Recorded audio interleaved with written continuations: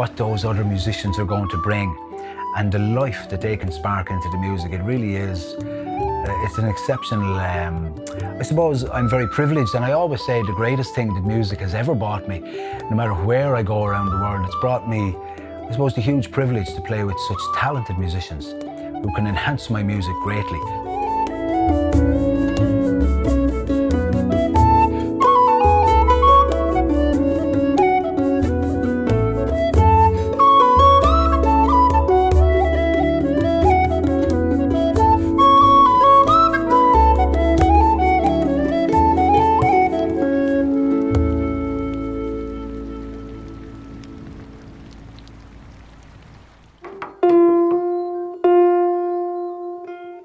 Could just get it a hair sharper, then it would be fine. Yeah, harps can be real drama queens, I think.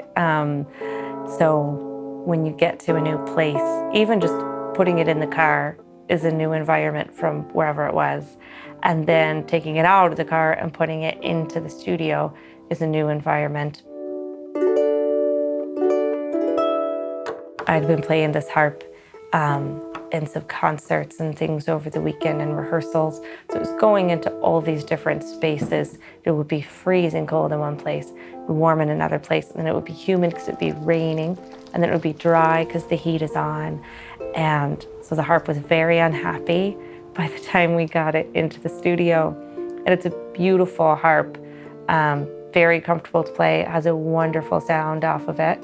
But I felt like I was having to kind of tame it a little bit to get it to accept staying in tune. So I was worried if we put on the heater, even though it was quite cold, and by the end of the recording I had my coat on and my gloves on, trying to stay warm. But I thought, if we turn on this heater, it's going to completely change not just the temperature, but the humidity in the room. And I'll be once again starting from scratch with the tuning. So if the harp is stable, you don't want to change the room. 3, 4.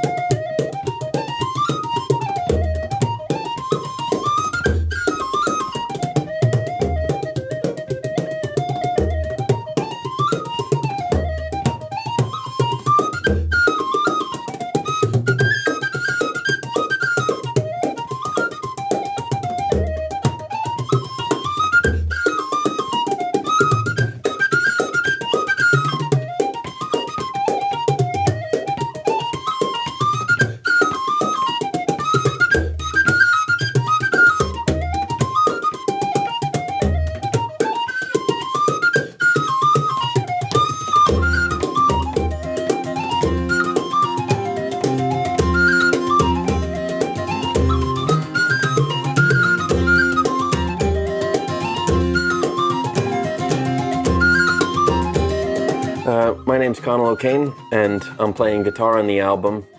And yeah, I was really delighted to be asked to be a part of this when Brian rang me, especially when he told me that I'd be recording with Colm.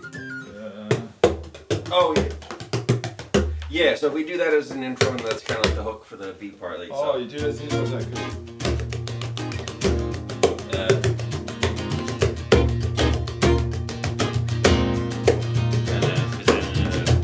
Yeah, so the two of us feature in a band together as well, Goitse. So we've been playing and touring together for years and years. So it's, I think it's probably the first project that we've worked on though outside of the band together, maybe. Yeah, So- I think it is. Yeah, I think this is our first time actually recording outside of the band So context. it's been great. We've done a lot of prep work together. The two of us kind of had some great ideas on the guitar and tried to then complement as much as what he was doing with the rhythm section to beef it up again another layer. But yeah, it's always fun playing with Conal and Brian together.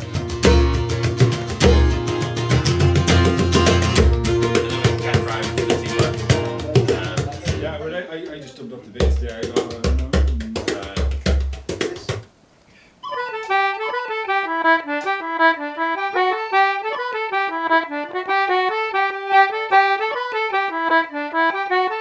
So Lexie Boatright plays harp and concertina on the album.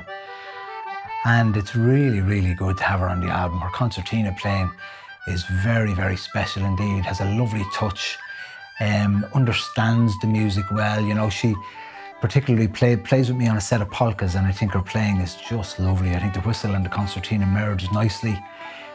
She understood the phrasing. She's a very fast musician, really good.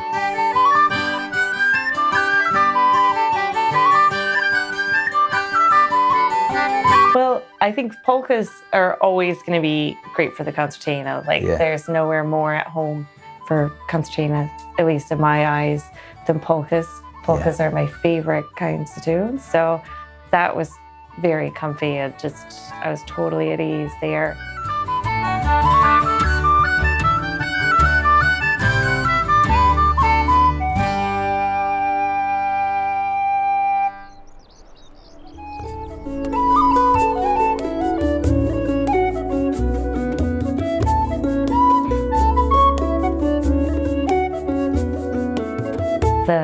The low tunes, the jigs on the low whistle with the harp. Yeah.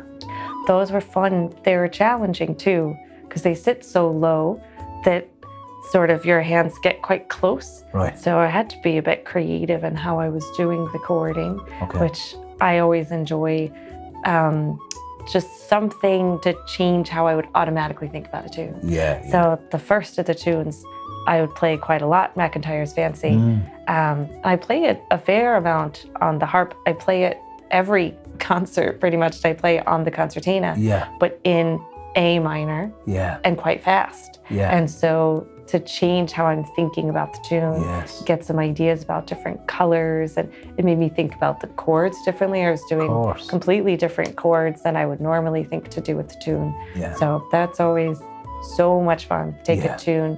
It kind of shows how a tune isn't just one thing.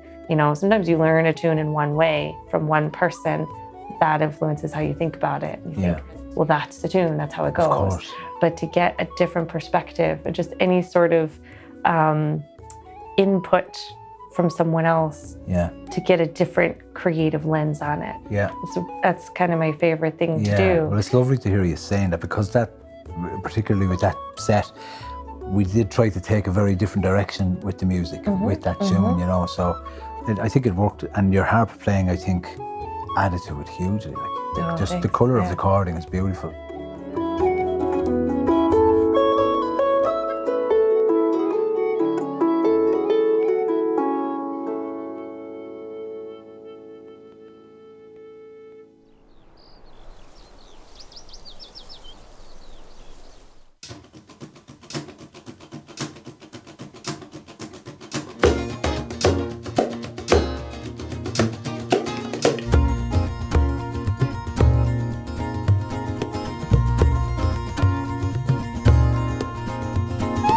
So Colm Phelan plays bodhrán on the album, and Conal O'Kane is playing guitar, two amazing musicians who are very used to working with one another and bounce off one another brilliantly in the studio.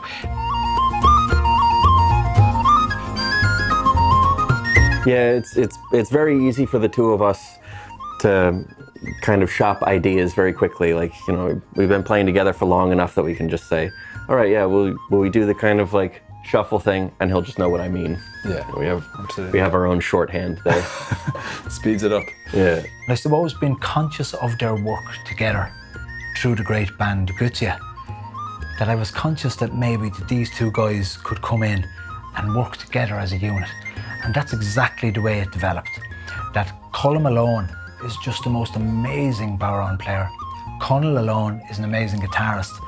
But I think when you put them together and develop their work as a unit, because they're so used to working together through their stuff with Goitse, and that's the energy that I wanted to bring into the studio, and thankfully it worked perfectly with these amazing musicians.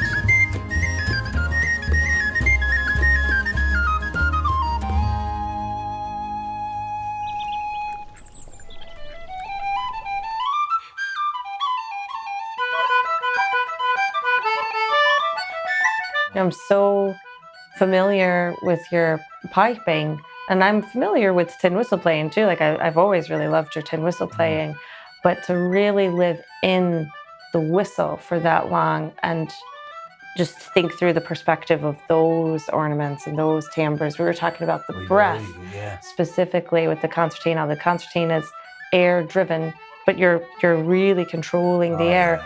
And to hear how you were using your air on the whistle, how that can influence the air on the concertina. So fun. I feel like I really grew for getting to do it. The ornamentation was really fun. The rolls were so similar. The instruments are so similar in their, we'll say, their pronunciation of triplets and rolls and stuff like that. But that of course was down to your playing as well. So well, I think it's style. Yeah, I think there's something in your style that to me sits as being very vocal, like you're singing the tunes. And it's funny, you're always lilting away all these tunes. And I'm always the same way, always lilting the tunes everywhere I go. But I think that has a huge impact on how you would do the phrasing and how you would do the ornamentation. Like the ornamentation has to be, in my personal opinion, I like for the ornamentation to be singable, to come from a vocal place. And I hear that in your playing in general, but especially on the whistle, those ornaments flow in a way that sounds like you're singing. When you started, she was playing nice and relaxed and good. Yeah, when I play by myself, I always am slower. Play A nice flowing, relaxed thing, and then put on the whistle. That's nearly double in speed. Yeah, it's fast on there.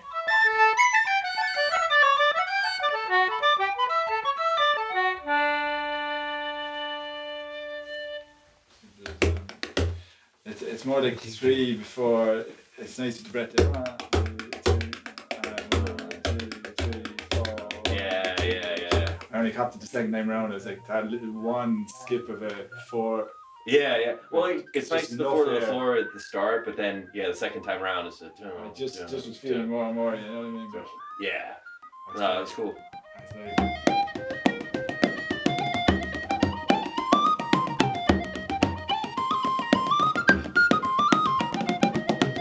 Yeah, I suppose as a bodhrán player, I'm usually always the last one in the door because I make the most noise, so they try to keep me back until the very end, you know. So I'm used to it. But what's brilliant about recording on this one is the two of us getting to record at the same time. It's not often we get to do that over the years, get to record. So it's a fantastic studio space that we're working in.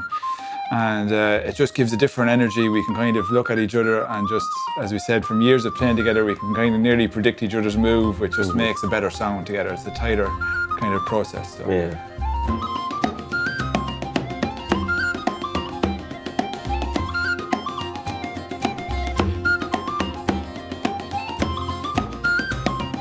They just produced exactly what we had hoped to produce for the album. And I don't think we could have selected better musicians for this particular project. They were really out on their own. It was such a pleasure to work with them. They brought so much to the album. And I'm sure the listener will enjoy their music alone. They were absolutely fantastic during the recording process.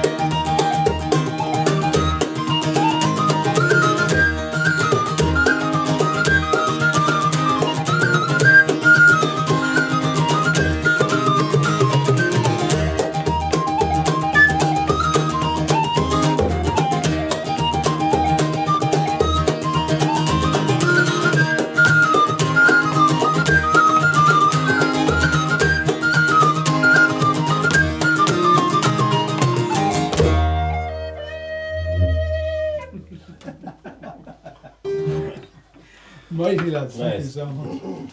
Brian Hughes with me in the studio very, very shortly, and we'll have a chat and listen to a few tracks off his brand new CD.